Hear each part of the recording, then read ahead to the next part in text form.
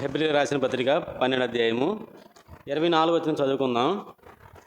హెబ్రీయులకు రాసిన పత్రిక 12వ అధ్యాయము 24వ వచనం. క్రొత్త నిబంధనకు మధ్యవర్తి అయిన యేసు నొద్దకును హేబేలు కంటే మరి శ్రేష్టముగా పలుకు ప్రోక్షణ రక్తమును మీరు వచ్చి ఉన్నారు. ఇక్కడ ఒక పదం ఉపయోగించబడింది, దాన్ని మీకు జ్ఞాపకం చేస్తాను. దాన్ని బట్టి మనం ఇదేనో బలలోకి వెళ్ళే ముందుగా వర్తమానం మనం గ్రహిందాం. క్రొత్త నిబంధనకు మధ్యవర్తి అని ఒక పదం కనపడుతుంది చూడండి. కనపడిందా? ఎందుకు ఈ పదాన్ని ప్రభు ఉపయోగించాడు? క్రొత్త నిబంధనకు మధ్యవర్తి అంటే పాత నిబంధన వేరు, క్రొత్త నిబంధన వేరు. మనకి 66 పుస్తకాలు ఇలా కనబడుతున్నాయి. మలాకీ గ్రంథం పూర్తి కాగానే మళ్ళీ ఒక తెల్ల పేపర్ కనబడుతుంది చూడండి. ఇలా మన బైబిల్ ఉంటుంది కదా, ఇలా బైబిల్ ఇలా ఉండగానే మలాకీ గ్రంథం పూర్తి అవగానే ఒక పేపర్ కనబడుతుంది, వైట్ పేపరు. ఏమని? మన ప్రభువును రక్షకుడునైన యేసును గూర్చిన క్రొత్త నిబంధన గ్రంథము. అదేంటి? మలాకీకి ముందు ఇంకొక పుస్తకం ఉంది చూడండి. కావాలంటే మలాకీకి ముందు ఏముంది? జకర్యా ఉంది. జకర్యాకి మలాకీకి మధ్యలో ఇలాంటి తెల్లకాగితం రాలేదేంటి? మలాకీకి జకర్యాకి మధ్యలో తెల్లకాగితం రాలేదు. అంతకు ముందు ఒక పుస్తకం ఉంది, హగ్గాయి పుస్తకం. హగ్గాయికి జకర్యాకి మధ్యలో తెల్ల పుస్తకం రాలేదు, తెల్ల పేపర్ రాలేదు.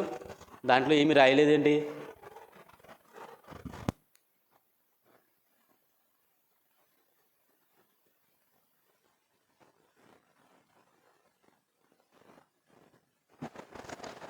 ఇలాగా మొత్తం మనకి పాత నిబంధనలో 39 పుస్తకాలు ఉంటాయి. పాత నిబంధనలో 39 పుస్తకాలు ఉంటాయి. క్రొత్త నిబంధనలో 27 పుస్తకాలు ఉంటాయి. అంతేనా? 39 పుస్తకాల్లో అంటే ఒకదాని తర్వాత ఒకటి లెక్కేస్తే 38 తెల్ల పేపర్లు పెట్టాలి. 38 తెల్ల పేపర్లు పెట్టాలి. కానీ లేదు. మలాకీ గ్రంథానికి మత్తయి సువార్తకి మధ్యలో మాత్రమే ఇలాంటి తెల్ల పేపర్ కనపడుతుంది. ఏంటిది అంటే ఇది వేరు, ఇది వేరు, ఈ గ్రంథం వేరు, ఈ గ్రంథం వేరు అని చెప్తుంది ఈ పేపర్, ఈ ఒక పేపరు. ఏంటి వేరేంటి?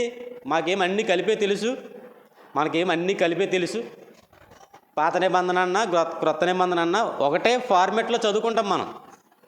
ఒకే విధానంలో పాత నిబంధన చదువుతున్నప్పుడు ఒకే విధానం, క్రొత్త నిబంధన చదువుతున్నప్పుడు కూడా అదే విధానం మనం చదువుకుంటాం. పొరపాటు.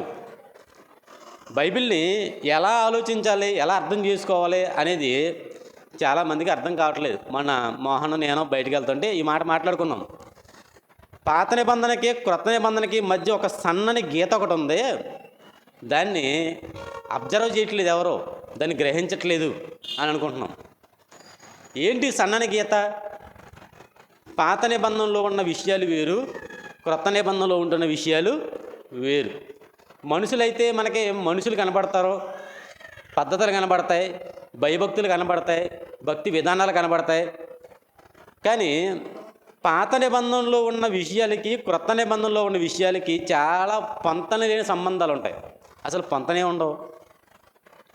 పాత నిబంధనలో జరుగుతున్న సందర్భాలు వేరు, క్రొత్త నిబంధనలు జరుగుతున్న సందర్భాలు వేరు. గమనించండి బాగా. ఈరోజు ఒక అద్భుతమైన విషయాన్ని మీకు తెలియజేస్తాను. పాత నిబంధన వేరు, అసలు క్రొత్త నిబంధన వేరు. ఒక మాట చెప్తాను చూడండి. మత్తయి సువార్త 6వ అధ్యాయము, మత్తయి సువార్త 6వ అధ్యాయము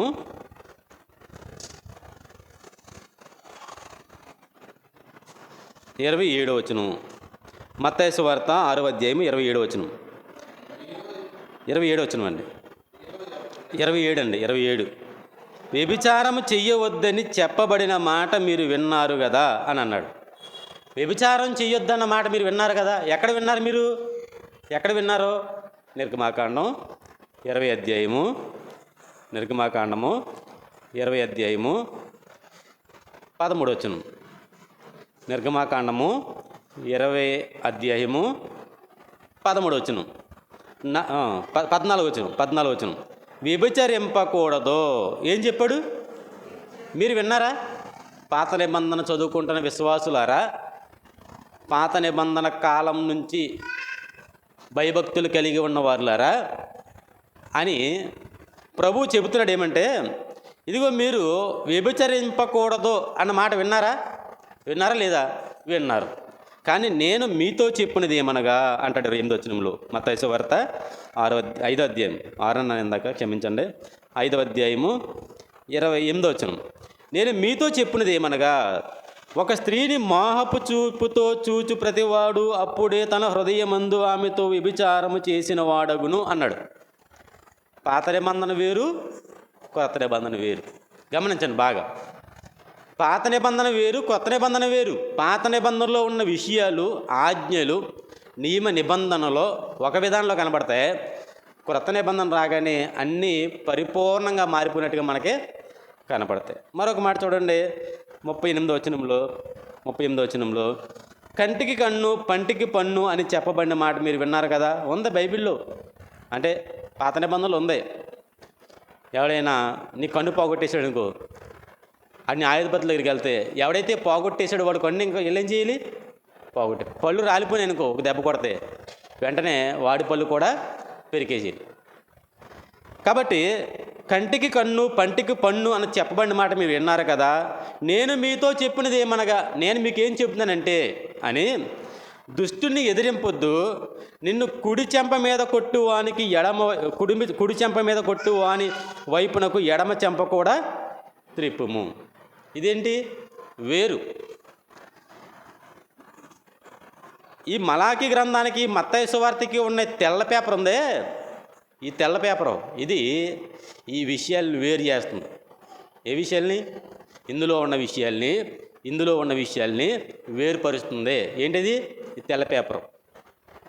ఈ సన్నని గీత, ఈ మధ్యవర్తిత్వం ఏం చేస్తుందంటే, ఇందులో ఉన్న విషయాలను ఒక్కటే కాదు మీకు అని చెబుతుందండి. మనకేం తెలియదు అవన్నీ.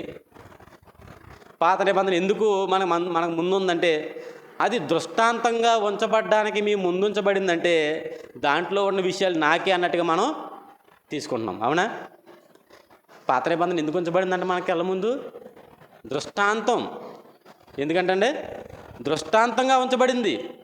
అందులో ఉన్న విషయాలు మనకి బుద్ధి కలగడానికి దేవుడు రాయిస్తూ వచ్చాడు. కానీ మనం ఏం చేస్తున్నాం?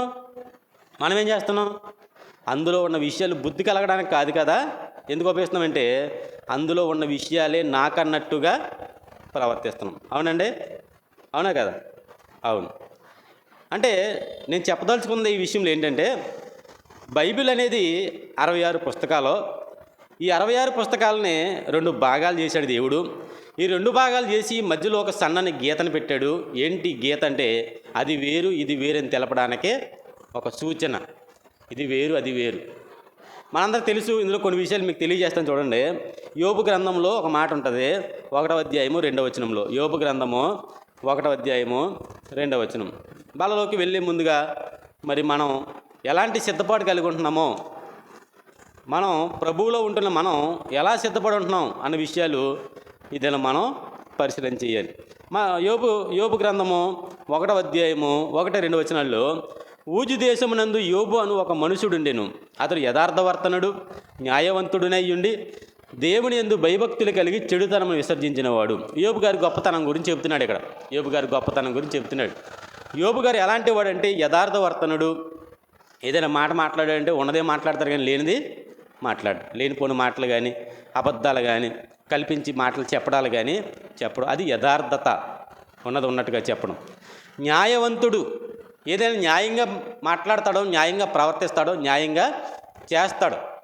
ఆయన నోట న్యాయం, ఆయన మాట్లాడింది న్యాయం, ఆయన చేసేది న్యాయం, ఆయన ప్రవర్తించేది న్యాయం. అన్నీ న్యాయం, నీతి న్యాయములు అనుసరించిన వాడు. అతను దేవుని యందు భయభక్తులు కలిగినవాడు, దేవుని యందు భయభక్తులు కలిగినవాడు, దేవుని యందు భయభక్తులు కలిగిన వారే వీటన్నిటిని విసర్జించగలరు. లేకపోతే విసర్జించగలరా? మనకు కూడా చాలామంది కనబడతారు, భయభక్తులుగా ఉన్నట్టు నటిస్తారో, కానీ ఇతను భయభక్తులు కలిగినవాడో కాదని విషయం తెలియాలంటే ఏం చేయాలి? అతని ప్రవక్తనని, అతని ఫలాన్నే మనం పరిశీలించాలి కదండి. మామిడి చెట్టుని యాపిల్ పండు కనపడుతుంది అనుకో, ఏమర్థం అవ్వాలి నీకు? ఏమర్థం అవ్వాలి? ఇది దీని ఫలమో కాదు. లోక సంబంధి నోట దేవుని మాటలో, లోక సంబంధి జీవితాల్లో కొన్ని దేవుని క్రియలు కనబడుతున్నాయి అనుకో, అప్పుడు ఏమనుకోవాలి మనం?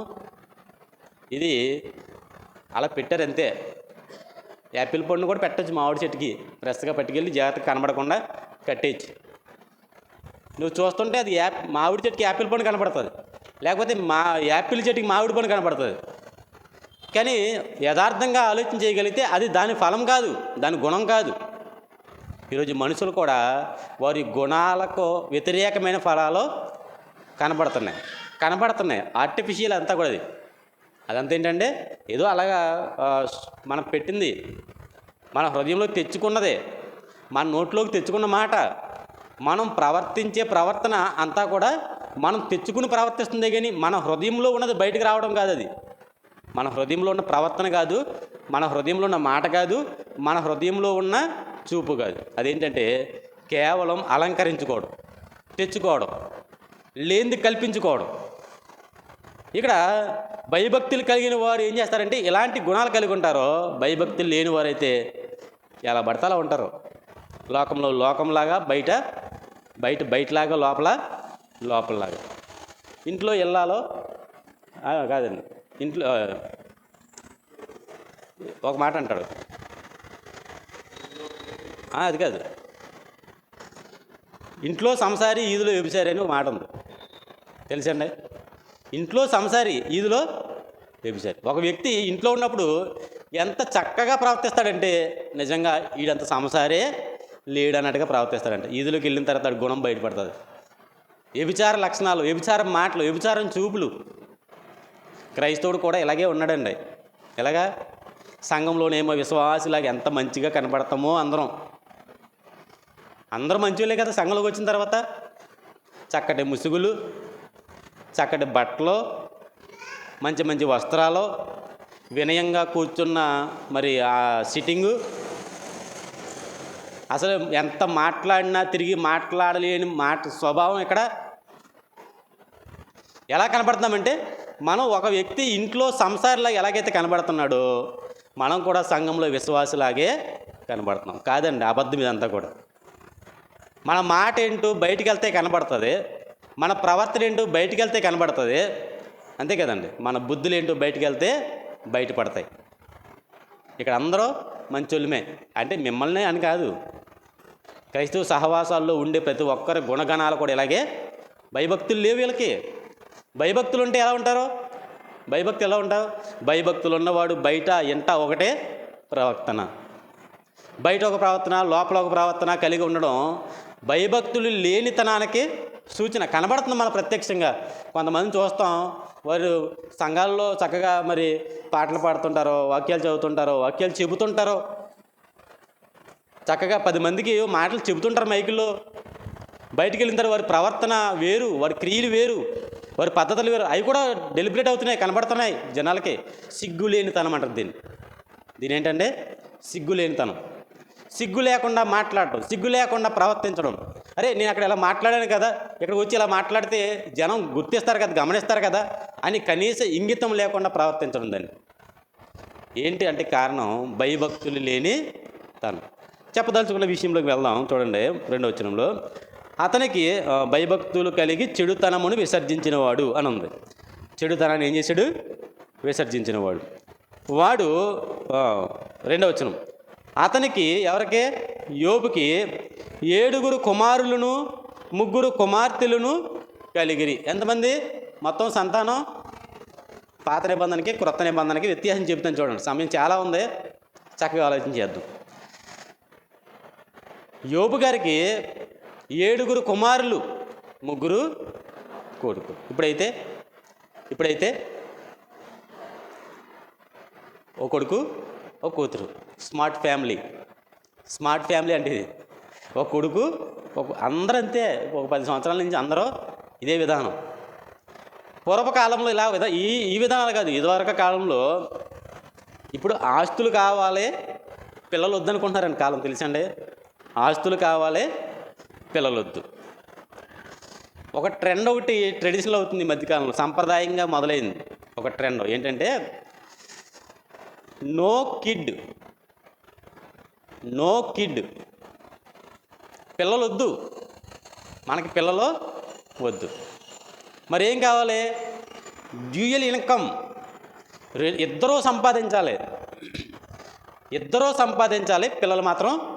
ఇది కొత్త ట్రెండ్ అండి, నయా ట్రెండ్. కావాలంటే మీరు విశాఖపట్నం, హైదరాబాద్ లాంటి పెద్ద పెద్ద సిటీస్లో ఇప్పుడు ట్రెండింగ్ ఇదంతా కూడా. ఇది ఇతర దేశాల్లో ఉంది, ఇప్పుడు మనకి ఇంపోర్ట్ అయింది. ఎక్కడికి? హైదరాబాదు, మహానగరాలు, బెంగళూరు, ఢిల్లీ లాంటి గంటలో వచ్చింది. రేపో మాపో ఓడూరులోను, నెలమూరులో, ఆలమూరులో కూడా, బట్టమూరులో కూడా కనపడుతుంది. చూడండి, dual income, no kid, DONK అని ఉంటుంది, అంతేనా? DINK అంటే డింక్ అంటారు దీన్ని. ఏమన్నారు? డింక్. మీరేం అక్కర్లేదు, నెట్లో కొట్టండి, కాదు ఇంటికి వెళ్ళిన తర్వాత డింక్ అని కొట్టండి. డింక్ ఏంటి? డింక్ అంటే డ్యూయల్ ఇన్కమ్. D అంటే డ్యూయల్, I అంటే ఇన్కమ్, N అంటే నో, K అంటే కిడ్. పెళ్లి చేసుకుందాం, ఇద్దరమో సంపాదిద్దాం, ఇద్దరమో సంతోషిద్దాం, మనకు మాత్రం పిల్లలు వద్దు. చూసారా? 7 సంతానం ఎవరికి? యోబు గారికి 7 కొడుకులు, 3, 10 మంది పిల్లలు. ఒక వ్యక్తికి 2 భార్యాభర్తలకి 10 మంది పిల్లలు అంటే ఎవరో తెలుసండి? ఒక 2 కుటుంబాలు కలిస్తే అంత సంగమైపోద్ది ఇంచుమించుగా. ఇప్పుడు ట్రెండ్ మారిపోయింది. తర్వాత కాలంలో 3, మా చిన్నతనంలో 3, మాకు వచ్చేసరికి 2. మరి మా పిల్లలకి వచ్చేసరికి ఏమవుతారో అసలు. ఒక పిల్లడు అసలు నో కిడ్స్ ఏమో. ఈ డింక్ అనేది పబ్లిక్ అవుతుంది ఎక్కువగా, ప్రజలు దీనికి ఎడిట్ అవుతున్నారు ఎక్కువగా. ఎందుకు? పిల్లలు లేకపోతే ఏ బాధలు ఉండవంటే ఇంతకీ వాళ్ళ వాదన అది.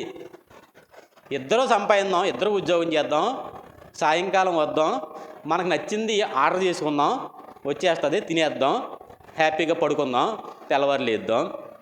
మనకి వారంలో 2 సెలవులు, అంతే కదండి. ఉద్యోగస్తులు అందరూ 2 సెలవులు, వారంలో 2 సెలవులు వస్తాయి. ఈ 2 సెలవుల్లో హ్యాపీగా మనం ఎక్కడికి వెళ్దాం? వీకెండ్లో టూర్ వేద్దాం. గోవాకి వెళ్దామా? హైదరాబాద్ గోల్కొండకి వెళ్తావా? లేకపోతే ఢిల్లీ వెళ్ళి ఎర్రకోటను చూస్తావా? లేకపోతే ఇంకెక్కడికన్నా వెళ్ళి సముద్ర తీర ప్రాంతాల్లో ఆనందిస్తావా? చేద్దాం, హ్యాపీగా ఉంటుంది. పిల్లలుంటే ఇబ్బంది మనకి, అంతే కదా. మరి మీకు ఇబ్బంది కదా, మనకి ఇబ్బంది కదా. పిల్లలుంటే ఉద్యోగానికి వెళ్ళలేము, లీవులు పెట్టాలి, పనులు చేసుకోలేము, సెలవులు పెట్టాలి. పిల్లలుంటే జ్వరం వచ్చిందనుకోండి, నలిగిపోవాలి, వాడితోనే సరిపోద్ది, ఆమెతోనే సరిపోద్ది. ఏదైనా అస్వస్థత కలిగిందనుకోండి, హాస్పిటల్లో వేలకు వేలు వేయాలి. లేకపోతే వాడు ఏదైనా తిరకాసుగా ప్రవర్తించాలనుకోండి, తర్వాత మనమే సఫర్ అవ్వాలి. ఈ పిల్లల వల్లే ఇన్ని ప్రాబ్లమ్స్ ఇప్పుడు అని చెప్పారండి వీళ్ళు. వినండి జాగ్రత్తగా. పిల్లల వల్ల ఇన్ని ప్రాబ్లమ్స్ వస్తున్నాయి కాబట్టి మనం ఏం చేద్దాం? పిల్లలు కనకుండా ఉందాం అంతే అని ఒక నిర్ణయం తీసుకుని ఈ డింక్ అనే సాంప్రదాయాన్ని మొదలుపెట్టారు. తర్వాత వాళ్ళ బతుకులు ఏమైపోతాయి తర్వాత విషయం తర్వాత, అంతే కదండి. అంతేనా? పిల్లలు లేకుండా ఉన్న పరిస్థితి ఏమైపోయింది? రేపు మాపు చూసేవారు ఎవరో అసలు మూలన పడిపోతే హాస్పిటల్ తీసుకెళ్ళి ఉన్నాడు ఆఖరికి. పిల్లలకి అన్నవాడైతే 10 మంది ఉంటారు, లాక్కెళ్ళిపోతారు, అవసరమైతే రానన్నా సరే తీసుకెళ్ళిపోతారు, హాస్పిటల్లో పడేస్తారు, 10 మంది అక్కడ తిరుగుతూ ఉంటారు. ఈడికి హాస్పిటల్కి హెల్ప్ లైన్ ఫోన్ చేయాలి, వాళ్ళు తీసుకుపోతారు, తీసుకెళ్ళిపోయిన తర్వాత అక్కడ చూసిపోడు ఉన్నాడు, పెట్టిపోడు, అనాథ శవం అయిపోతాడు అక్కడ. పిల్లలు లేని వాళ్ళకి పిల్లలకి తేడా. ఇక్కడ సందర్భం వచ్చింది కాబట్టి మాట చెప్పాను, ముందుకెళ్దాం. అతనికి 7 కుమారులు 3 కుమార్తెలు కలిగిరి. అతనికి 7,000 గొర్రెలు. రాసుకోండి ఈ మాట రాసుకోండి, నేను చెప్తాను, ఈ మాట రాసుకోండి. 7 కొడుకులు అని రాసుకోండి. 7 అని రాయండి, పోనీ కొడుకులు వద్దులే, 7 అని రాయండి. కింద దాని కింద 3 అని రాయండి. దాని కింద 7,000 అనేయండి. 7,000 గొర్రెలు, 7,000 గొర్రెలు, తర్వాత కింద 3,000 ఒంట్లు, 3,000 అని ఎక్కువ రాయద్దు, మళ్ళీ అలసిపోతారు. 5 జతల 500 జతల ఇడ్లు, 500 జతలు అంటే 1000. 500 ఆడుగాడిదలు, లేకరా, 500 ఆడగాడిదలు, బహుమంది పనికత్తులు, పనివారు. ఆస్తి, ఇది ఆస్తి, ఇది ఆస్తి ఎవరికే? యోబు గారికి. సుమా, నిద్రపోద్దు, చూడాలి జాగ్రత్తగా, శ్రద్ధ కలిగి ఉండాలి వాక్యం పట్ల. పాత నిబంధనకి క్రొత్త నిబంధనకి ఉన్న వ్యత్యాసం ఏంటని చెప్తున్నాను నేను, జాగ్రత్తగా, చాలా బాగుంటుంది చివరికి తెలిసి. పాత నిబంధనలో యోబు అని ఒక భక్తుడు ఉన్నాడు. పాత నిబంధనలో కొన్ని ఆజ్ఞలు ఉన్నాయి. ఈ ఆజ్ఞలు కొత్త నిబంధనలో వచ్చేసరికి మారిపోయినాయి, వ్యత్యాసం కనబడుతుంది. ఈ తెల్ల పేపర్ అన్నిటిని ఎడగొడుతుంది. మలాకీకి మత్తాయికి మధ్యలో ఉన్న తెల్ల పేపరు ఇవి ఇవే అని చెప్తుంది. వీటికి సంబంధమే లేదని చెప్తుంది. ఇక్కడ యోబు అని ఒక భక్తుడు కనబడుతున్నాడు. ఈ భక్తుడు చాలా మంచోడు, యథార్థవంతుడు, న్యాయవంతుడు, దేవుని భయభక్తులు కలిగి చెడుతనాన్ని విసర్జించిన వాడు. ఈ భక్తుడు ఇలా ఉండడం బట్టి బహుగా ఆశీర్వదించబడ్డాడు. అంతేనా? దేవుని యందు భయభక్తులు కలిగి ఉండడం బట్టి బహుగా ఆశీర్వదించబడ్డాడో వినండి. ఎంత ఆశీర్వదించబడ్డాడో, ఎంత అనంటే 7 మంది కొడుకులు ఒక రాజు గారికి. అనగనగా ఒక రాజుకి 7 కుమారులు అంటారంటే అర్థమైందంటే గొప్ప. అనగనగా ఒక రాజుకి 7 కుమారులు అంటే గొప్పది. 7 కుమారులు అంటే గొప్ప. ఎంతమంది పిల్లలు మీకు అని అడిగితే ఒకప్పుడు గొప్ప. నాకు 7 కొడుకులు, నాకు 5 కొడుకులు, నేను 10 మంది సంతానం అంటే గొప్ప. ఇప్పుడు ఈ మధ్యకాలంలో ఒక మాట చెప్తున్నారు. మీరు ఎవరితోనైనా మాట్లాడుతున్నప్పుడు 2 ప్రశ్నలు వేయొద్దాలని అంటున్నారు. ఇప్పుడు ఏంటా 2 ప్రశ్నలు అంటే, ఒకటి మనందరూ తెలుసు, నీ ఉద్యోగం ఏంటి, నీ జీతం ఏంటి అని అడగొద్దు అంటారు. రెండోది కొత్తది వచ్చింది, ఏంటంటే తెలుసా, నీకు పిల్లలు ఎంతమంది అని అడగొద్దు అంటున్నారు. కొంతమంది పిల్లలు కలగట్లేదు, అందుకని బాధపడతారని. ఈ ప్రశ్నలు మీరు వేయొద్దు. మీకు పిల్లలు ఎంతమంది అని ప్రశ్న ఎవరినే అడగొద్దు అని అంటున్నాడు. కానీ పిల్లలే ఆస్తి. ఒకప్పుడు కొంతమంది పెద్దోళ్ళు ముసలోళ్ళు ఉంటారు, ఎందుకు ఎంతమందిని కన్నావు నువ్వు అని అడిగితే వాళ్ళు చెప్పే సమాధానం ఏంటంటే, నాకు ఇంతమంది పిల్లల్ని కనడానికి కారణం ఏంటంటే, నాకు ఏ బలము లేనుండి, నేను బలహీనుణ్ణి, నా వెనక ఎవరో లేరు, నా పిల్లలు ఇంతమంది ఉన్నారంటే వారిని చూసైనా నా శత్రువు అనేవాడు నా మీదకి రాకుండా ఉంటాడు. మమ్మల్ని హేళన చేసేవారు, మమ్మల్ని తోలనాడేవాళ్ళు, మమ్మల్ని లేకుండా చేయాలనుకున్న వాళ్ళు ఇంతమంది నా వెనకుంటే నా జోలికి రారు, ఇది నా బలం అనుకున్నాడు. ఇప్పుడు మనం ఏమనుకుంటాం, నాకు 1,00,000 రూపాయలు, 10 లక్షలు, 1 కోటి రూపాయలు ఉంటే ఎవడు నా జోలికి రాడో, అందరూ నా దగ్గరకు వచ్చి భిక్ష ఆడుకుంటారో అని అనుకుంటాం. ఇప్పుడు డబ్బులు ఆస్తి, ఇప్పుడు సంపద ఆస్తి. కానీ అప్పుడు ఆస్తి ఏంటంటే పిల్లలే ఆస్తి. యెహోవా యందు భయభక్తులు కలిగిన వ్యక్తి ఎంతగా ఆశ్రయించబడ్డాడు చూసారా. విస్తారమైన ఆస్తి, చాలా చాలా ధనవంతుడు. వీరికి ఉన్న ధనాన్ని బట్టి పనికి వెళ్ళాల్సిన అవసరం లేదు, ఏదైనా సంపాదించవలసిన అవసరం లేదండి. వారి పిల్లలకి పెళ్ళైపోయినాయి, కుమారులకి పెళ్ళైపోయినాయి, కూతుర్లకి పెళ్ళైపోయినాయి. వీరు ఏం చేసేవారంటే విందులు చేసుకునేవారు. ఏంటి విందులంటే, ఇక్కడ ఈరోజేమో పెద్దోడింట్లో భోజనాలు, రేపొద్దుటేమో చిన్నోడింట్లో భోజనాలు, 3వ రోజున 3వ ఇంట్లో భోజనాలు, 4వ రోజు 4వ ఇంట్లో భోజనాలు. 7 రోజులు, వారంలో 7 రోజులు అండి. 7 రోజులు 7 ఇంట్లో భోజనాలు. అక్క చెల్లెళ్ళు మాత్రం ఖచ్చితంగా మీరు భోజనాలకు వచ్చేయాలి, మీ ఇంట్లో మాత్రం భోజనం చేయమని చెప్పేవారంట. ఏం చెప్పేవారు, అక్క చెల్లెళ్ళారా మీరు వచ్చేయండి, మామూలుగా మీ ఇంట్లో భోజనాలు పెట్టొద్దులే, మీరు వచ్చేయండి భోజనాలకి. ఆయన మీ ఇంట్లో భోజనాలు పెట్టడానికి మరొక దినం ఎక్కడ ఉంది, మనకి 7 దినాలు ఉన్నాయి. కాబట్టి 7 దినాల్లో మొదటోడి దగ్గర నుంచి 7వ దాకా, ఆదివారం నుంచి శనివారం దాకా భోజనాలు జరుగుతూనే ఉండేయంట. ఎంత గొప్ప విషయం అండి. తండ్రి బాధ్యత కలిగిన వాడు భక్తుడు కాబట్టి, ఒకవేళ ఇలా తిన్నప్పుడు తాగినప్పుడు కొంచెం ఎటకారము ఏలకాలం ఎక్కువ అవుతుంది కదా. చూడండి, మీరు గమనించండి, తిన్నప్పుడు తాగినప్పుడే ఎక్కువ ఎటకారాలు ఆడుతూ ఉంటారు. ఇలా ఎటకారాలు ఆడినప్పుడు ఒకసారి ఎప్పుడైనా పొరపాటుని ఏదైనా మాట, అనరాని మాట దేవుని అంటున్నారేమో ఒకవేళలో అని ప్రతి దినము తెల్లవారంతోటే బలర్పించేవాడంట ప్రతి ఒక్కడి నిమిత్తం. ఎవరో? యోబు. అంత భయభక్తులు కలిగిన వాడు.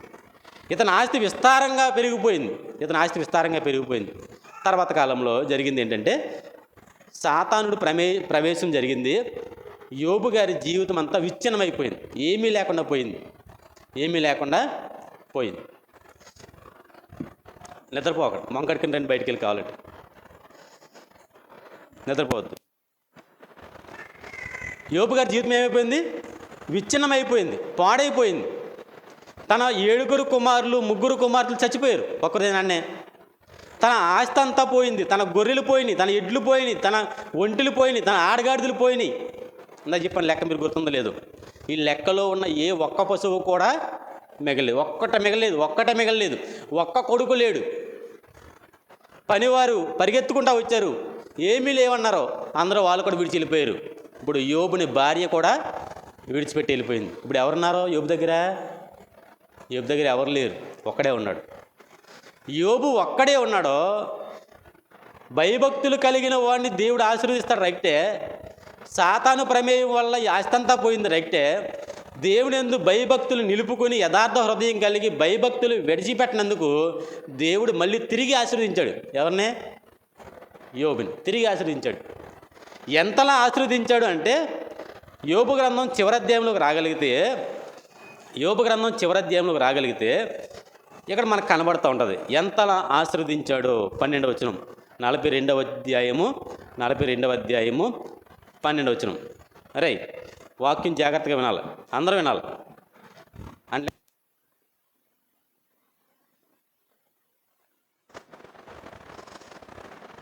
12వ వచనం, యెహోవా యోబును మొదట ఆశీర్వదించినంతటి కంటే, విన్నారన్నమాట, యెహోవా యోబును మొదట ఆశీర్వదించిన దానికంటే అధికముగా ఆశీర్వదించాను. ఎంత అధికముగా, ఎక్కువగా ఆశీర్వదించాడు.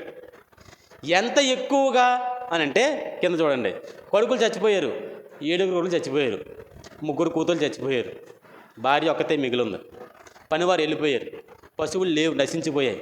ఇప్పుడు చూడండి చెప్తున్నాడు, అతనికి 14,000 గొర్రెలు. ఇందాక చెప్పండి లెక్క, ఇందాక ఎన్ని గొర్రెలు?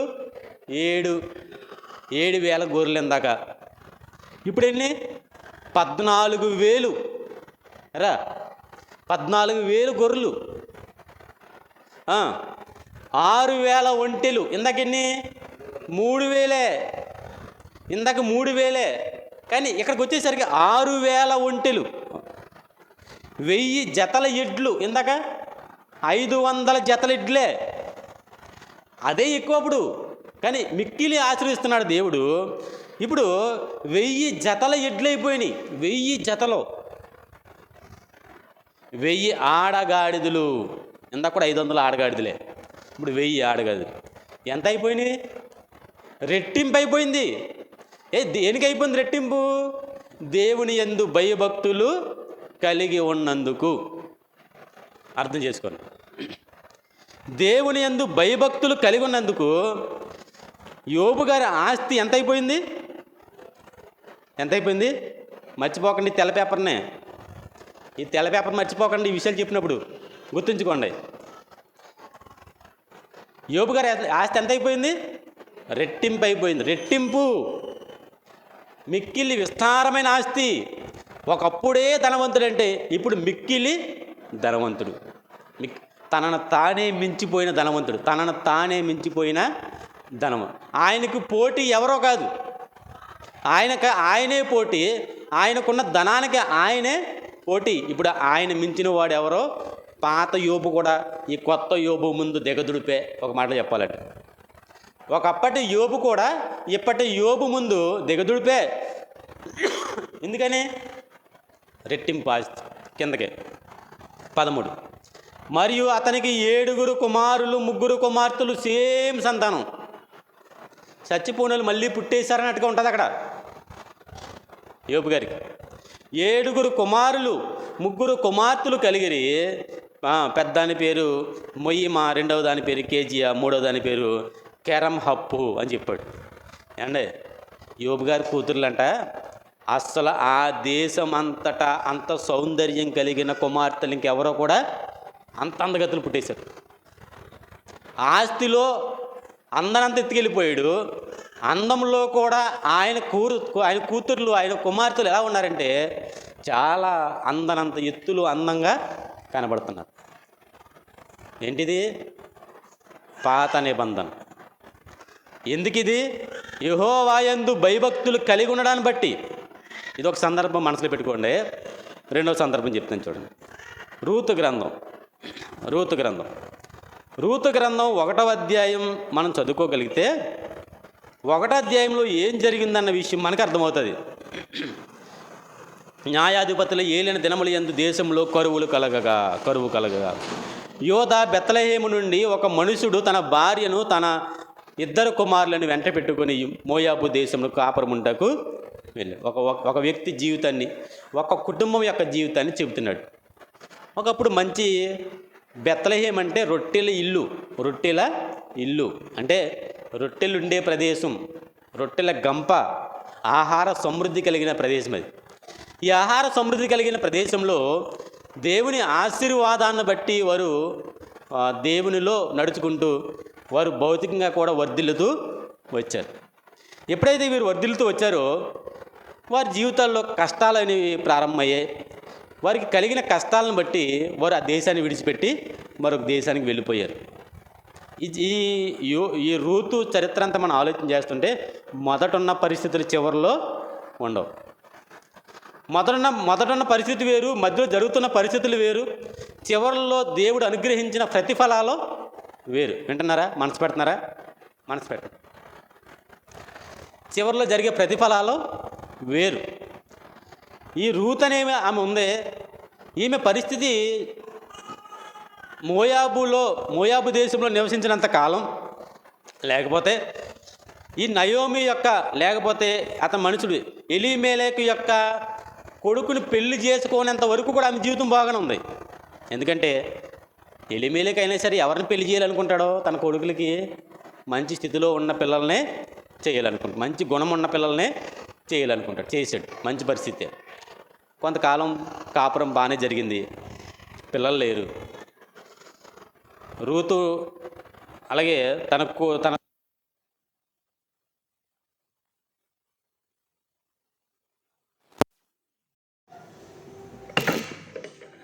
తోడుకోవాలి ఎవరు? ఓర్ప. రూతు, ఓర్ప వీళ్ళ జీవితాల్లో పెనుమార్పులు వచ్చేసాయి. పెనుమార్పులు అంటే మామూలుగా కాదు. మామ చనిపోయాడు, భర్తలు ఇద్దరు చనిపోయారు, వారిద్దరు భర్త చనిపోయారు. ఒక మిగిలి ఉంది ఎవరో? ఒక నయోమి, ఒక రూతు మాత్రం.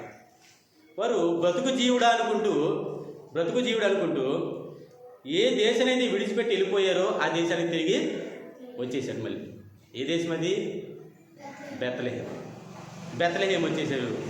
బెత్లెహేం వచ్చేసి ఒకప్పుడు ఎంతో విస్తారమైన భూమి ఉన్న సౌభాగ్యవంతులు, భూపతుల వాళ్ళు. తమ కరువులు కలగగానే వారు భూములు విడిచిపెట్టి మరొక దేశానికి వారు వెళ్ళిపోయారు.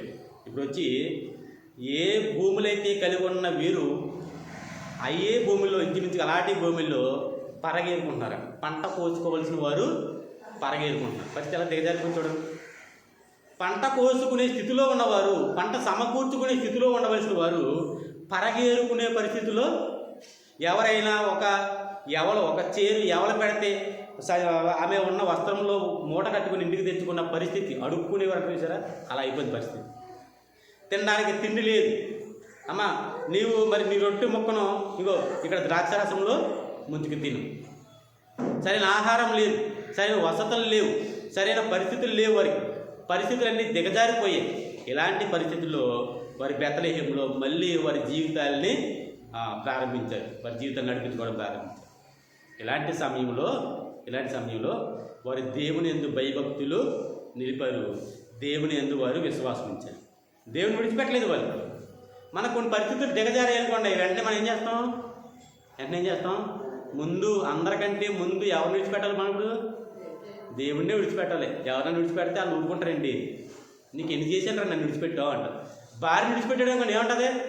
పనికి మాలినోడా, నువ్వు పడిపోతుంటే నేను లేవనెత్తాను, నీకు ఎన్నిసార్లు నేను సేవ చేశాను, నన్ను విడిచిపెడతావా అని చెప్పించకూడదు కదా. అవునా కదా.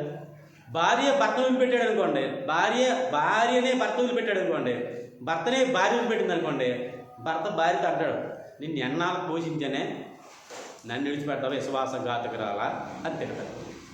మనుషులు విడిచిపెట్టరు. మనుషులు ఎవరు విడిచిపెడతారు? దేవుడినే. ఎందుకంటే దేవుడు ఏమని అంటాడా?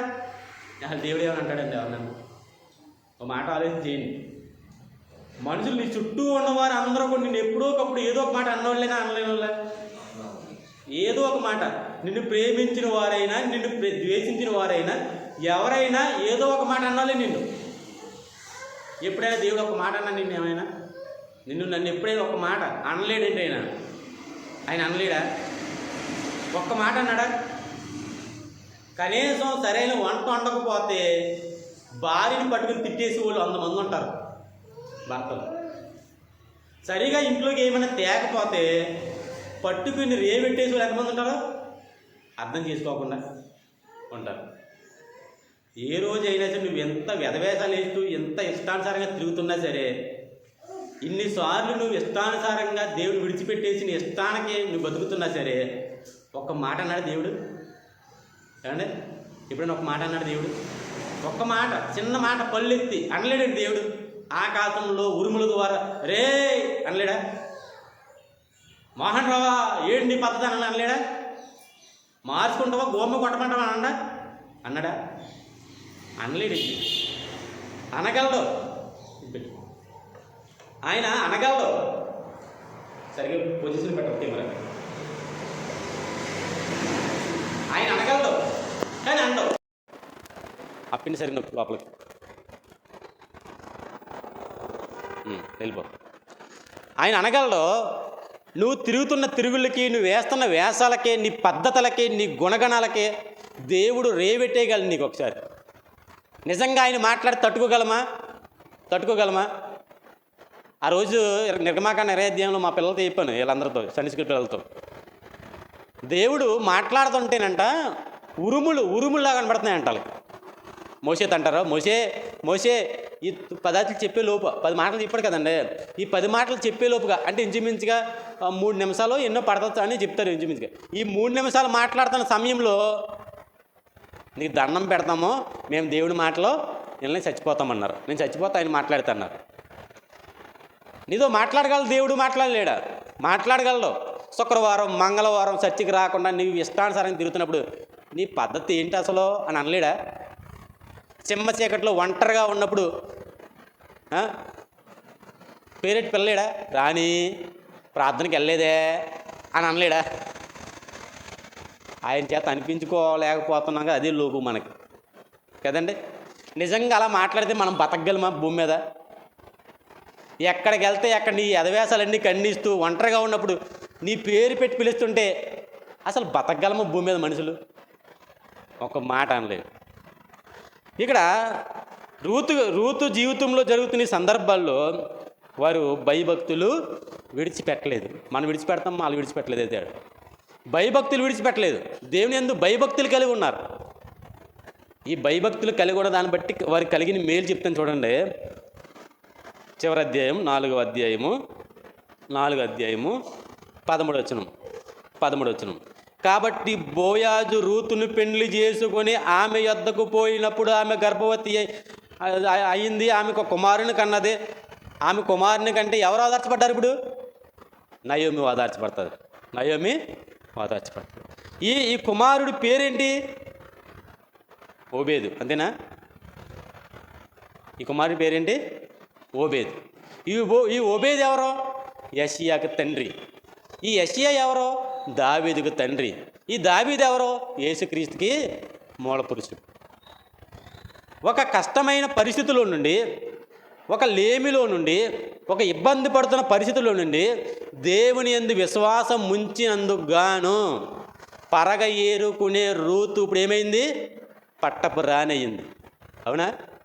బోయాజు ఆస్తిపరుడండి, విస్తారమైన పొలం ఉంది. అది కాకుండా ఈ నయోమి పొలం కూడా వీళ్ళకి దక్కేసింది. ఇప్పుడు ఆస్తిపరులు అయిపోయింది, స్థితివంతురాలు అయిపోయింది. ఎవరో? రూతు స్థితివంతురాలు అయిపోయింది. ఒకప్పుడు ఈమె పరగేరుకుంది, మర్చిపోకండి. ఎందుకు పరగేరుకున్న ఆమె స్థితివంతురాలు అయిపోయిందంటే దేవుని యందు భయభక్తులు కలిగి ఉన్నందుకు. మర్చిపోకండి మళ్ళీ ఈ పేజీని, ఈ తెల్ల పేపర్ మర్చిపోకండి, గుర్తుంచుకోండి ఈ పేపర్ని. ఈ విషయం చెప్తాను. మూడో విషయం చెప్తాను చూడండి. మూడో విషయం న్యాయాధిపతుల గ్రంథము 2వ అధ్యాయం. న్యాయాధిపతుల గ్రంథము 2వ అధ్యాయం. న్యాయాధిపతుల గ్రంథము 2వ అధ్యాయము 12 నుంచి చదువుదామా? ముందే రూతు గ్రంథం ముందు ఉంటుంది. న్యాయాధిపతుల గ్రంథము 2వ అధ్యాయం 12వ వచనం. తమ చుట్టూ నుండి జనుల దేవతలలో ఇతర దేవతలను అనుసరించి వాటికి నమస్కరించి యెహోవాకు కోపము పుట్టించిరి. ఎవరో? ఇశ్రాయేలీయులు. వారు యెహోవాను విసర్జించి బయలును అస్తారోతును పూజించిరి. కాబట్టి యెహోవా కోపాగ్ని ఇశ్రాయేలీయుల మీద మండెను. ఆయన దోచుకుని వారి చేతికి వారిని అప్పగించేశాడు. ఏం చేశాడు? ఇప్పుడు ఇశ్రాయేలీయుల్ని అప్పగించేస్తున్నాడు. ఇశ్రాయేలీయుల్ని దేవుడు తానే అప్పగించేస్తున్నాడు. ఈ ఇశ్రాయేలుని దేవుడు ఏం చేశాడంటే ఒకప్పుడు బానిసత్వంలో నుంచి స్వతంత్రత్వంలోకి నడిపించాడు. ఐగుప్తులో నుంచి కానాన్లోకి తీసుకొచ్చాడు. కానాన్లోకి తీసుకొచ్చిన తర్వాత వీరి బ్రతుకులు బాగోకపోతే ఏం చేశాడు? దేవుడు వీరిని శిక్షించాడు, శత్రువుకి అప్పగించేశాడు. అప్పగించితే 15వ వచనం చివరి భాగంలో యెహోవా వారికి శత్రువాయను గనుక వారికి మిక్కిలి ఇబ్బంది. దేవుడు శత్రువు అయిపోతేనే మనకి ఎక్కువ ఇబ్బంది కలిగితే, దేవుడు ఎక్కువ శత్రువు అయిపోయేవాడికి ఇబ్బందులు కలుగుతాయి. మర్చిపోకండి మళ్ళీ ఈ మాట అన్నానని చెప్పేసి మళ్ళీ నాకు కూడా అలా కలుగుతూనే కారణం దేవుడు నాకు శత్రువు అయిపోయాడు అనుకోకండి. ఇదిగో దీన్ని మర్చిపోకండి. ఈ తెల్ల పేపర్ మర్చిపోకండి. యెహోవాకి వారు శత్రువులు అయిపోయారు కనుక వారికి మిక్కిలి ఇబ్బందులు కలుగుతున్నాయి. ఇప్పుడు మళ్ళీ దేవుడు వారిని కనుకరించాడు. ఏం చేశాడంటే యెహోవా వారి కొరకు న్యాయాధిపతులను పుట్టించెను. వీరిని దోచుకుని వారి చేతికి అప్పగించిన వాడు ఆయనే. దోచుకొని వారి చేతిలో నుండి ఇశ్రాయేలును రక్షించింది ఆయనే. అబ్బా, దేవుడు తన వారిని ఎలాగైనా రక్షిస్తాడు. శ్రమల పాలు కాకుండా, దోచుకొనబడకుండా, ప్రాణాపాయ స్థితిలో ఉంటే ఆ ప్రాణాపాయ స్థితిలో నుంచి కూడా వారిని తప్పించి రక్షించి వారిని తన సన్నిధిలో దావీదు గారి జీవితంలో మనకు జరిగేది అదే. శత్రువు తరుముతున్నా సరే శత్రువు చేతిలో నుంచి దావీదుని విడిపించాడు. మర్చిపోకండి మళ్ళీ ఈ మాట, నన్ను కూడా విడిపించేస్తాను అనుకోకండి. శత్రువు తరుముతుంటే శత్రువు చేతిలో నుంచి దావీదుని విడిపించిన దేవుడు నాకు కూడా కొంతమంది శత్రువులు ఉన్నారో వారి చేతిలో నుంచి నన్ను తప్పిస్తాడో అనుకున్నారా? ఇదిగో ఇది అడ్డుపడుతుంది. ఈ పేపర్ అడ్డుపడుతుంది. ఈ తెల్ల కాగితం ఒక్కటే, ఈ తెల్ల కాగితం ఒక్కటే అడ్డుపడుతుంది. అర్థమవుతుందా? పాత నిబంధన వేరు, కొత్త నిబంధన వేరు. ఇది చెప్తుంది. ఈ తెల్ల పేపర్ చెప్తుంది ఏంటంటే పాత నిబంధన వేరు, కొత్త నిబంధన వేరు. అబ్బాయి, నువ్వు పాత నిబంధన చూసి భ్రమపడొద్దు, కొత్త నిబంధన అశ్రద్ధ చేయొద్దు. ఈరోజు హెబ్రోన్లో మిగిలిన చోట్ల కూడా ఎక్కువ పాత నిబంధనే బోధించబడుతుంది. పాత నిబంధనలో దేవుడు వారికి ఇలాంటి మేలు చేశాడు కాబట్టి నీకు కూడా ఇలాంటి మేలు చేస్తాడు.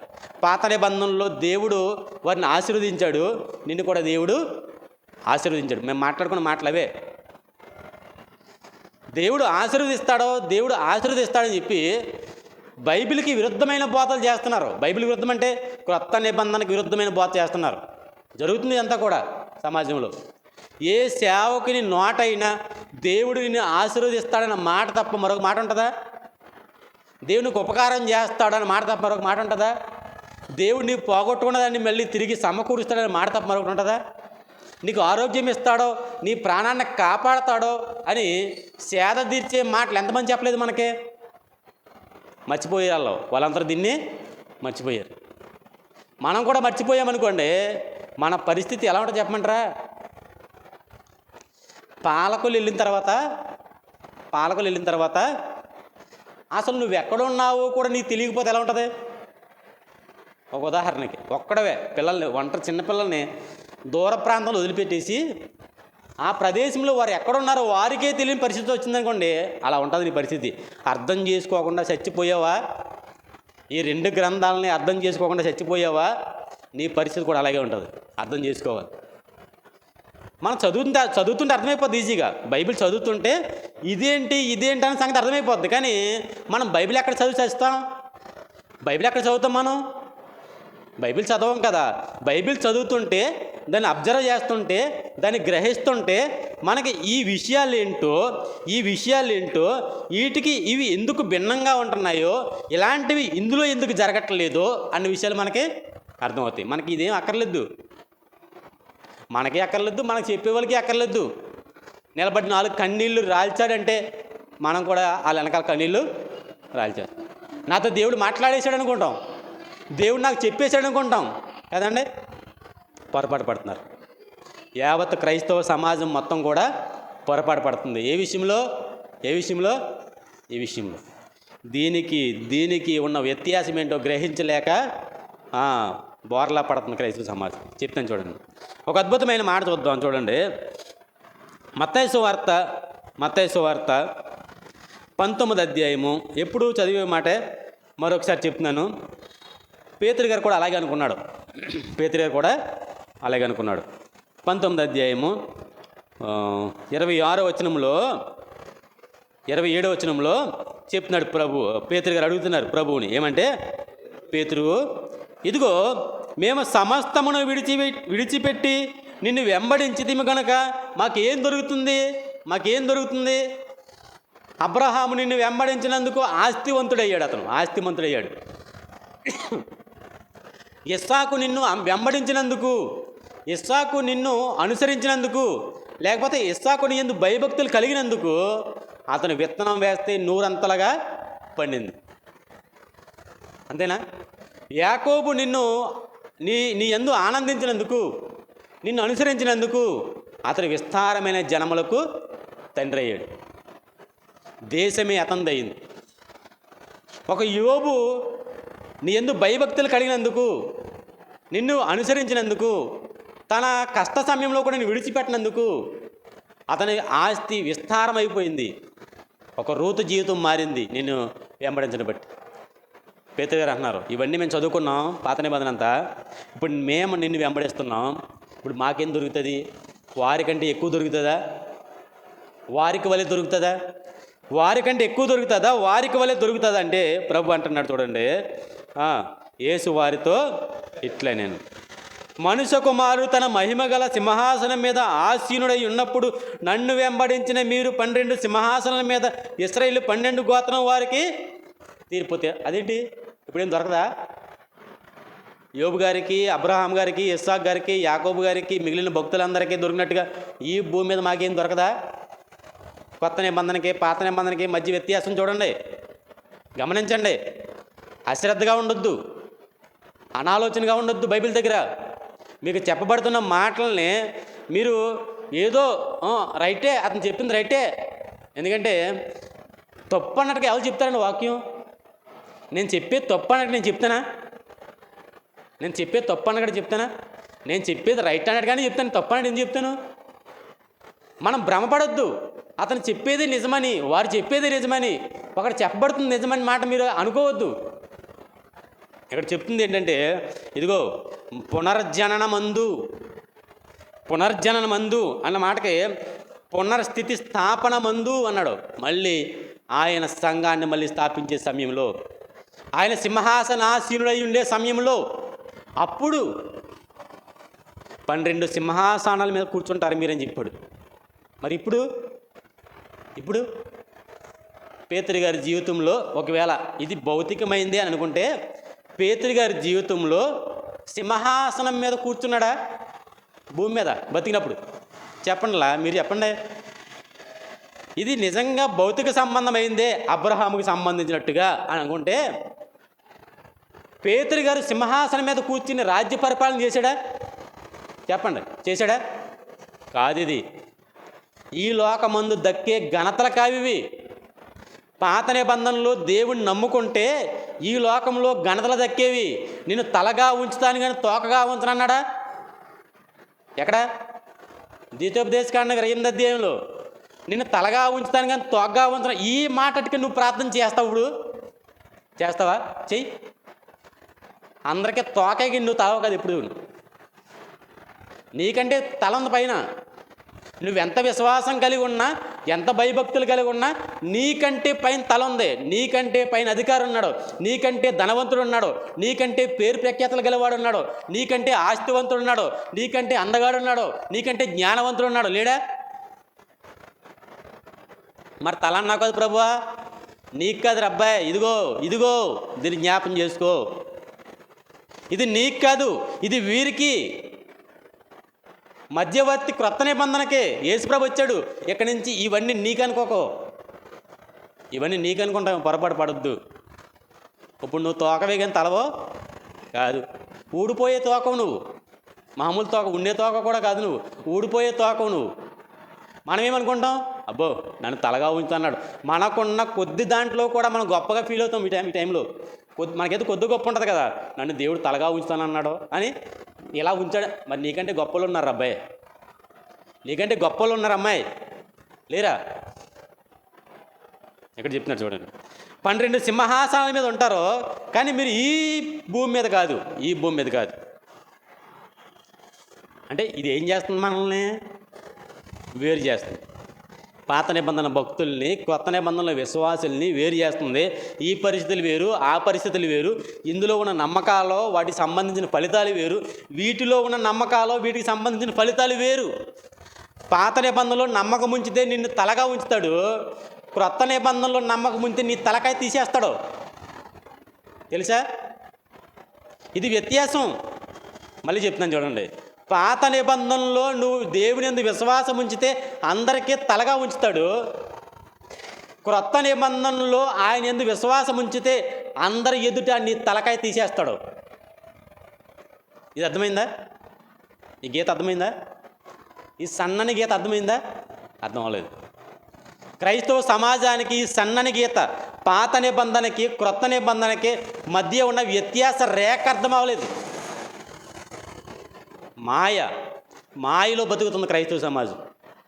దేవుని సన్నిధికి వస్తే దేవుడు నన్ను ఆశీర్వదిస్తాడో, దేవుని యందు భయభక్తులు కలిగి ఉంటే నాకు దేవుడు అన్నీ ఇస్తాడో అనుకుంటున్నావా? పొరపాటు పడొద్దు. ఈ రేఖను మర్చిపోవద్దు, ఈ గీతను మర్చిపోవద్దు. ఇంకా చిత్రమైన మాట చెప్తాను చూడండి, 10వ అధ్యాయము మత్తయి సువార్త 10వ అధ్యాయము 34-35. మత్తయి సువార్త 10వ అధ్యాయం 34-35. నేను భూమి మీదకు సమాధానము పంపవచ్చినని తలంచొద్దు. అయ్యా నా హృదయంలో సమాధానం లేదు, నా కోసం ప్రార్థన చేయండి. మా ఇంట్లో సమాధానం లేదు, మా కోసం ప్రార్థన చేయండి. మా పిల్లలు మా మాట్లాడట్లేదు, మా కోసం ప్రార్థన చేయండి. మా తల్లిదండ్రులు మనం పట్టించుకోవట్లేదు, మా కోసం ప్రార్థన చేయండి. ఎవరు చెప్తావు ఈ మాటలు? ఎవరు చెప్తావు? మాయ మాటలు అడుగుతున్నావు. మాయగాళ్ళు ప్రార్థన చేసి నీకు సమాధానం కలుగుతుంది, దేవుడు సమాధానం ఇస్తాడో, దేవుడు చూస్తున్నాడమ్మా నీ కష్టాన్ని, నీ ఇబ్బందులు చూస్తున్నాడమ్మా, నీ కుటుంబంలో దేవుడు సమాధానం ఇస్తాడమ్మా అని మాయ మాట చెప్పి పంపిస్తున్నారు సేవకులు. ప్రభువు చెప్పిన మాట చూడండి ఇక్కడ ఏమంటే, నేను భూమి మీదకు సమాధానం పంపవచ్చింది అనుకుంటున్నారే మీరు రేఖ మర్చిపోయారు. ఈ రేఖను మర్చిపోయారు. నేనేం చేయడానికి వచ్చాను తెలుసా? ఖడ్గమునే కానీ సమాధానము పంపుటకు నేను రాలేదు. ఒక మనుషునికి, వాని తండ్రికిని, కుమార్తెకును, ఆమె తల్లికిని, కోడలికిని, ఆమె అత్తకును విరోధం పెట్టవచ్చితిని అన్నాడు. విరోధం. పాత నిబంధన గతించిపోయింది, అది ఐక్యత. అత్త కోడలు అత్తుకున్నారు, రూతు నయోమి. ఇప్పుడు అత్త కోడల్లో కొట్టుకుంటారు, అవునా? ఇది కొత్త నిబంధన. మర్చిపోకండి రేఖ. బాగానే జరుగుతుంది, బైబిల్ అంతా ఖచ్చితంగా దేవుడు చెప్పినట్టు జరుగుతుంది. మనం అనుకుంటాం మా జీవితాల్లో కష్టాలు వచ్చేసి అనుకుంటాం. కాదు, నీ జీవితాల్లో కష్టాలు ఏం రాలేదు, దేవుడు చెప్పిందే జరుగుతుంది. అత్త కోడలు కొట్టుకుంటారని చెప్పాడు ఇక్కడ. నువ్వు సమాధానం కోరుకుంటే ఎలా కలుగుతుంది? చెప్పు. అది పాత నిబంధనలు రూతున్నాయేమనుకున్నావా? కాదు. క్రొత్త నిబంధనలో ఉన్నాం మనం. ఈ గీత దాటి బయటకు వచ్చిన వారం మనం. మనకేముందంటే సమాధానం అనేది లేదు. ఇదిగో ఒక మనుషునికి ఎవరో శత్రువులు. అప్పుడు అబ్రహాం శత్రువులో ఎవరో, దావీదుకి శత్రువులో ఎవరో, అంతే కదండి. మిగిలిన వారందరికీ శత్రువులు ఎవరో.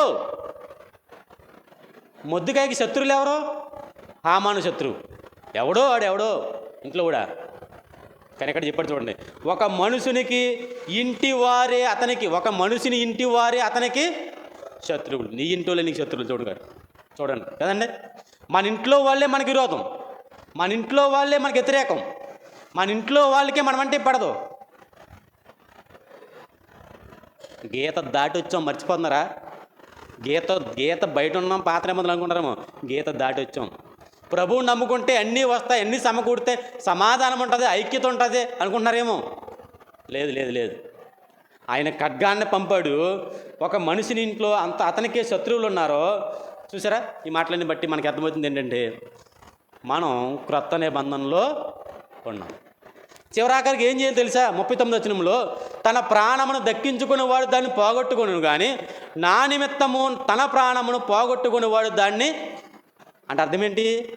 అరే అబ్బాయి, ఆస్తులు రావడం కాదు, సంపదలు సమకూడడం కాదు, పేరు ప్రఖ్యాతలు రావడం కాదు, ధనగణతలు నీకు ప్రాప్తించడం కాదు. నీ ఇంటోళ్ళు నీకు శత్రువులు అయిపోతారో, నీ వారందరూ నీకు విరోధులు అయిపోతారో, నువ్వెవరినైతే నీ స్నేహితులు అనుకుంటున్నావో వాళ్ళే నీకు విరోధులు అయిపోతారో, చివరికి అన్నీ నిన్ను విడిచిపెట్టి వెళ్ళిపోతాయి, సమస్త ఆస్తిపాస్తులు అన్నీ విడిచిపెట్టి వెళ్ళిపోతాయి, చివరికి నీ ప్రాణం కూడా నువ్వు పోగొట్టుకోవాలి.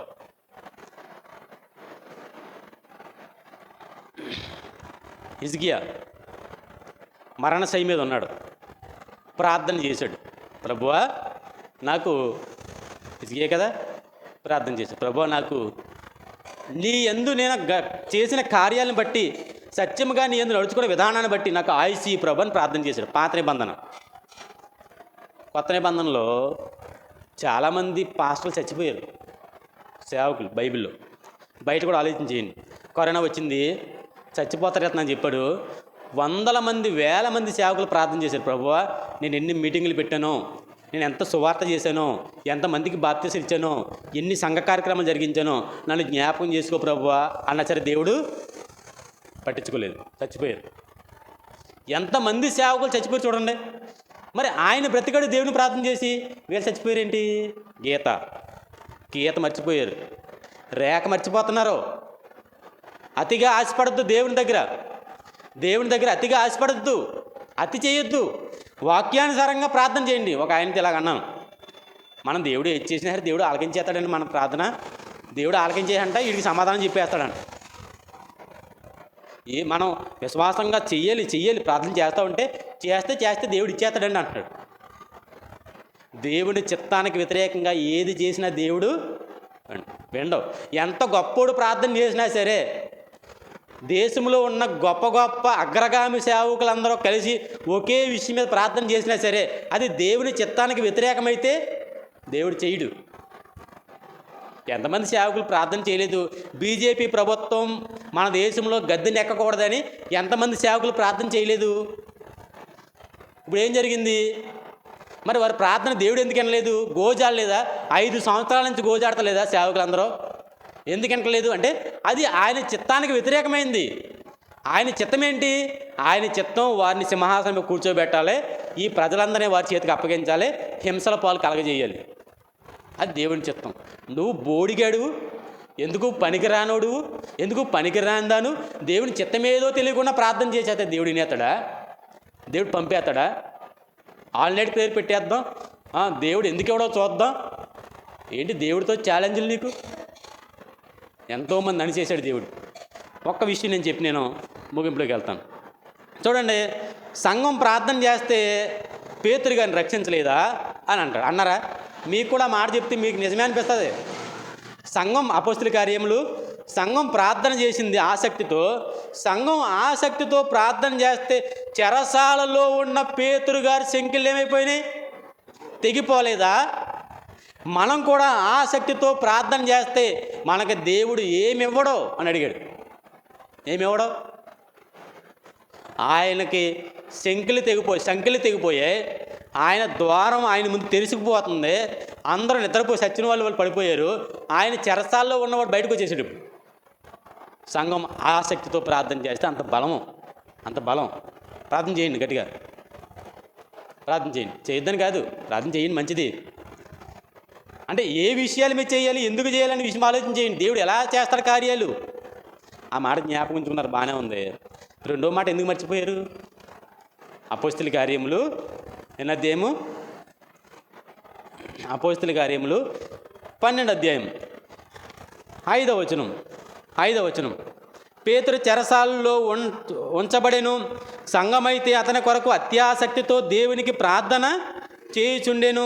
హేరోదు అతని వెలుపలికి తీసుకొని రావాలని, అంటే చంపేయాలని అనుకుంటున్నాడు.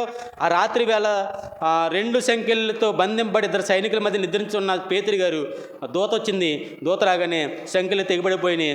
అతడు మరి స్వేచ్ఛగా మరి ఆ ప్రదేశాలకి వచ్చేసాడు. సంఘం ఎక్కడైతే ప్రార్థన చేస్తుందో ఆ ప్రార్థనా స్థలానికి వచ్చేసాడు. చూసారా ఎంత బలమో! దేవుడి కార్యాలు ఎలా ఉంటాయి చూసారా? దేవుడి కార్యాలు ఎలా ఉంటాయి అని చెప్పారు. పై వచ్చిన చదువు 12 అధ్యాయం 1వ వచనం చదువు. దాదాపు అదే కాలమందు హేరోదు రాజనే హేరోదు సంగపు వారిలో కొందరిని బాధ పెట్టకు బలాత్కారంగా పట్టుకొని యోహాను సహోదరుడైన యాకోబును ఖడ్గముతో, మరి ఇది ఎందుకు చెప్పలేదు? సంఘం ఇతని కోసం ప్రార్థన చేయలేదా?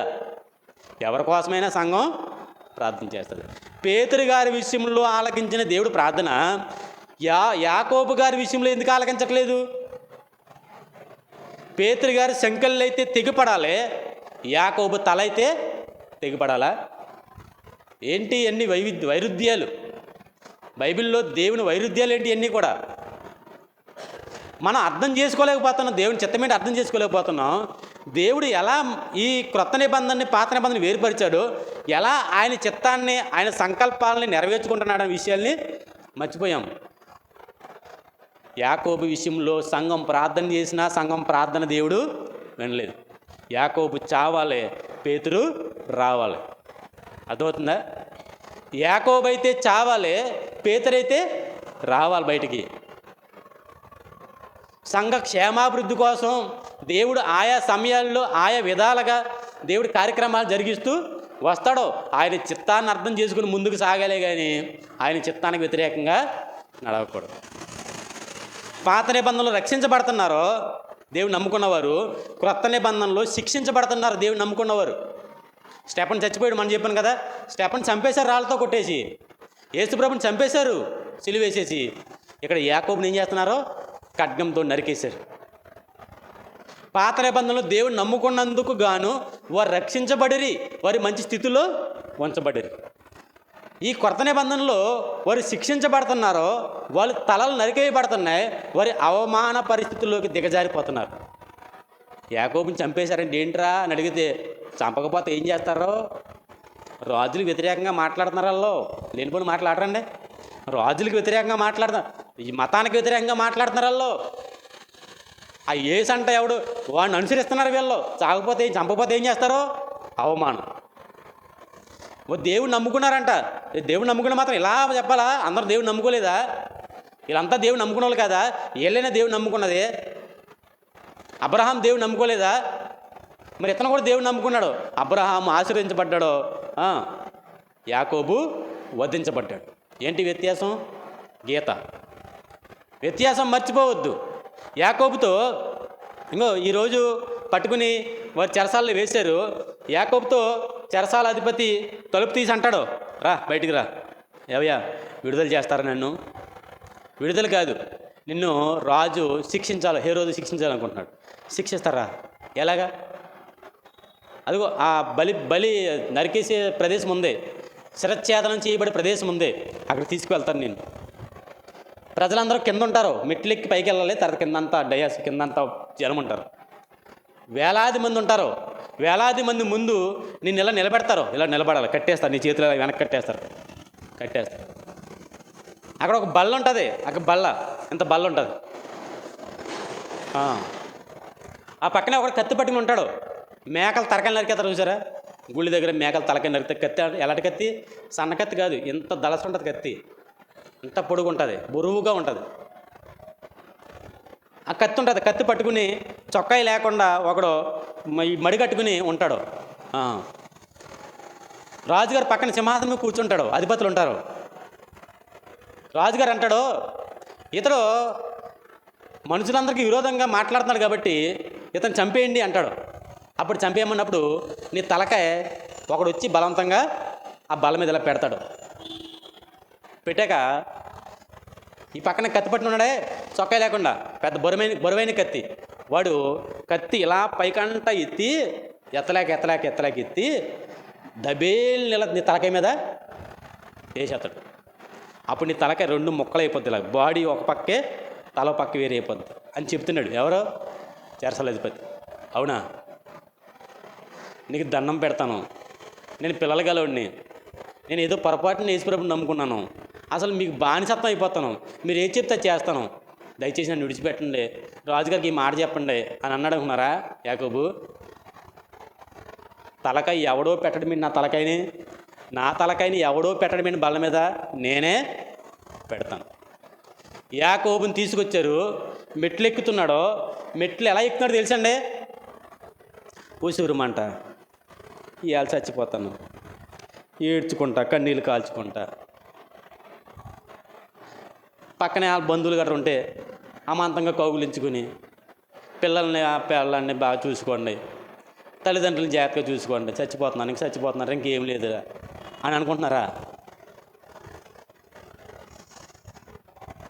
మీరందరూ ఉండగా, మీరందరూ కరతాళ ధ్వని చేస్తుంటే, పలానా అవార్డు తీసుకోవడానికి పలానా మోహన్ రావు వస్తున్నాడు అంటే అందరూ చప్పట్లు కొడుతుంటే మెట్లు ఎలా ఎక్కుతాడండి మోహన్ రావు? ఎలా ఎక్కుతావు? టక ఎక్కిపోతాడే. యాకోబు అలా ఎక్కుతున్నాడు. యాకోబు టక ఎక్కుతున్నాడు. చెరసాల అధిపతి కంటే ముందెళ్ళిపోతున్నాడు. రాజు తీర్పు కోసం ఎదురు చూస్తున్నాడు. ఆయన మాట అన్నాడో లేదో, తలకాయ ఎవడో పెట్టాలి, వెనకాల ఉన్నాడు, నొక్కాలి, ఇలా నొక్కడానికి ప్రయత్నం చేస్తున్నాడు. ఈలోపు తలకాయ అతనే పెట్టేశాడు. ఇలా పెట్టేశాడు. ఆ కత్తి ఎత్తి వాడికి చూస్తున్నాడు, వేసేయి, నరికేయి, తన కళ్ళతో సైగ చేస్తున్నాడు. నరికేశాడు. ఎవరో యాకోబు నరికేశాడు. పాత నిబంధనకి కొత్త నిబంధనకి వ్యత్యాసం తెలుస్తుందా మీకు? అసలు తెలుస్తుందా? అర్థమవుతుందా? మీరు ఇంకా భ్రమలో ఉంటున్నారు. మనం ఇంకా భ్రమలో ఉంటున్నాం. మనం ఇంకా మనల్ని ఆశ్రయిస్తాడు దేవుడు అనుకుంటున్నాం. దేవుని సన్నిధికి వస్తే ఏదో దొరుకుతుందని ఇంకా ఆశపడుతున్నాం. ఆశలు వదులుకోండి. దేవుని ఆశయాల కోసం ప్రాణత్యాగం చేయడానికి సిద్ధపడాడు. యాకోబు అదే చేశాడు. అంత ప్రేమ కలిగి దేవుని ప్రేమించి తన తలను కూడా అర్పించడానికి బల్ల మీద పెట్టేశాడంటే ఏది నీ విశ్వాసం? అసలు నీ బతికేంటి? అసలు వారి విశ్వాసాలతో, వారి నమ్మకాలతో మన విశ్వాసాలని, మన నమ్మకాలని పోల్చుకుంటే వాళ్ళ కాళ్ళకున్న వెంట్రుకతో సరిపోతాం మనం. అసలు వెంట్రుక ఎందుకు పనికిరాని విశ్వాసం మందే. కాసేపు లేట్ అయితే తట్టుకోలేని పరిస్థితి మందే. ఈ బతుకులా ఇదో జీవితమా ఏంటి చెప్పండి? వారు తలకాయలు అర్పించేస్తున్నారు, ప్రాణాలు ఇష్టపూర్వకంగా ఇచ్చేస్తున్నారే. ఇష్టపూర్వకంగా నీ బ్రతుకుకి, నీ జీవితానికి దేవుడు ఏదో కావాలి, ఇంకేదో ఇవ్వాలి. ఏంటి ఆశలు? అసలు వ్యత్యాసం మర్చిపోయావా? ఆ తెల్ల కాగితాన్ని మర్చిపోయావా? పాత నిబంధనని కొత్త నిబంధనని వేర్పాటు చేస్తున్న ఆ తెల్ల కాగితాన్ని మర్చిపోయావా? మర్చిపోవద్దు. అది చెబుతుంది నీ బతుకు ఇది కాదురా, నీ బతుకు ఇది. నీ విశ్వాసం ఇలా ఉండకూడదమ్మా, నీ విశ్వాసం ఇలా ఉండాలి, దీంట్లో ఉన్నట్టుగా ఉండాలి. చేయగలమా? మనం సిద్ధపడగలమా? మనం ఉండగలమా? ఆలోచన చేయండి. నేను ఎవరిని పేరెత్తి ఎవరిని వెళ్ళెత్తి చెప్పను. ఎవరికి వారే ఆత్మవిమర్శ చేసుకోండి. బళ్ళలోకి వెళ్ళే ముందుగా మనం పరీక్ష చేసుకుందాం. కొత్త నిబంధన వేరు, పాత నిబంధన వేరు. మన జీవితాలు ఎలా ఉన్నాయి? ఒకవేళ పాత నిబంధనలో ఆశపడుతున్నాడు, ఇంకా అలాగే ఉన్నావా? బయటికి రా. క్రొత్త నిబంధన నీ జీవితం ఏంటి? క్రొత్త నిబంధన. దాంట్లో ఉన్నట్టుగా బ్రతికి మనం యేసు ప్రభుకి మన జీవితాల్ని అప్పగించుకోవాలి. అట్టి ధన్యత దేవుడు మన అందరికీ అనుగ్రహించును గాక.